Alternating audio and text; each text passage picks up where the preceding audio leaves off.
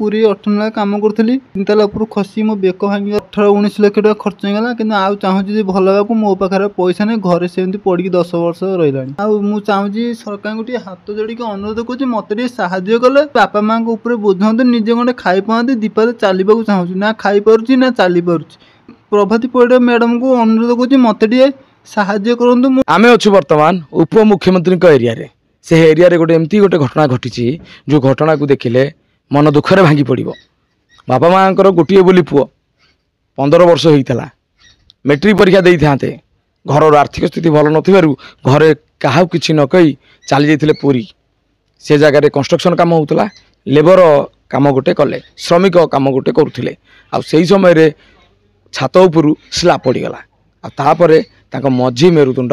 भांगीगला आगले पूरा अपाहिज तापर 18-20 लाख टंका पाखापाखि दीर्घ 10 वर्ष भितर खर्च सरलानी किंतु से गोटे जगार ही पढ़ी रोचंती आ से उठी पारुना बसी पारुना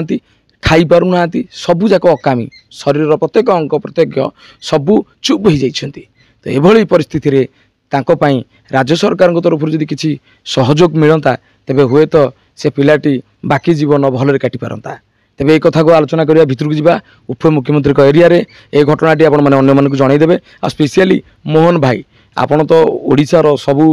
कथा बुझुचंती आम जेतिकी सुनिया मिलुची जे आपण ओडिशार प्रत्येक वर्गर व्यक्ति विशेष कथा आपण पाखे पहुँचुची आपण समाधान करुछंती किंतु दुखर विषय एही पिलाटी ना चलिकी आपण पाखु जाई परिबो ना चलिकी खाई परिबो। तेबे आसंतु तांको विषय जानिबा भितरे देखिबा। तेबे आसंतु भितर को जीवा एही होउची सेही पिला घर जिउ घरे से पिला जनक रुहंती बापा माँ गोटे बोली पुओ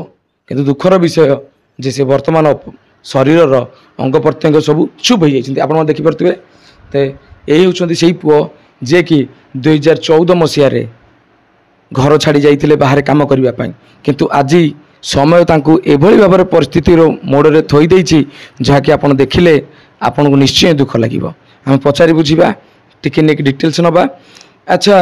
आपण ना कौन मो ना हेमंत साहू कौन होता आज्ञा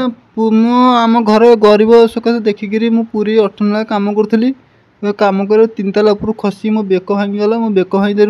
पूरी फेरदेला पूरी कटक फेरदेला हाइट ट्रिटमेंट 2014 कि 18-19 लाख टका खर्च होगा कि आउ चाहूँ भल हाँ मो पाखे पैसा नहीं घरे सेमती पड़ी 10 वर्ष रही। तबे आज पर्यंत कौन कौन सब सरकार साहाय्य किसी ना आगे कह गले मोर केवल भत्ताटी मिलूँ 1200 टଙ୍କା ता व्यतीत आउ किसी ना आउ चाहूँ सरकार गोटे हाथ जोड़ी अनुरोध कर मत साहाय्य कले मुझे भल ही बापा माँ ऊपर बुझाते निजे गंडे खाई पाते दीपारे चलने चाहूँ ना खाई पार्ची ना चली पार्ची बापा माँ का सेवा करने बदले बापा माँ मो सेवा कर बापा माँ ऊपर मुझे बोझ होगी रोचे मैं हाथ जोड़ी अनुरोध कर सरकार को ओडिशावासी मत साहाय्य किसी साहाय्य कले मुझे भल मेडिकल जाए भल होगा चाहूँ। आज्ञा प्रभाती परिडा मैडम को अनुरोध कर मत साहाय्य करूँ मुझे साहाय्य टे कले मुझे भल मेडिकल जाइए भल हो बापा माँ ऊपर बोझाते निजे गंडे खाई पाते टे चलिए चाहूँ बापा माँ ऊपर बोझाते बापा माँ मो सेवा कर बापा माँ का सेवा मु करवा था आज्ञा मत अनुरोध कर मत साहाय्य करूँ हाथ जोड़ी अनुरोध कर। जयंत भाई मोल जी पठे बहुत पठे बहुत बहुत अंतरु धन्यवाद दूँ से भाई की से भाई मो कथा ये रखिकी बहुत जिनस मोपाई पठे मुझे दुख जनइली बोली मोपाई मोपाई बहुत जिनस एमती एमती भी कई करनते से बहुत अंतरु धन्यवाद दूँ आज्ञा भगवान ये करूँ मंगल करूँ। जयंत मोर गोटे पुओ भाया मो पुओ केते जिनस पठे आम जिनस नहीं भारी खुशी जयंत को धन्यवाद आउ मो पुओ जिते जिन भगवान तुमको आशीर्वाद करूँ आ मो पुओ जहाँ पठे आम भारी खुशी।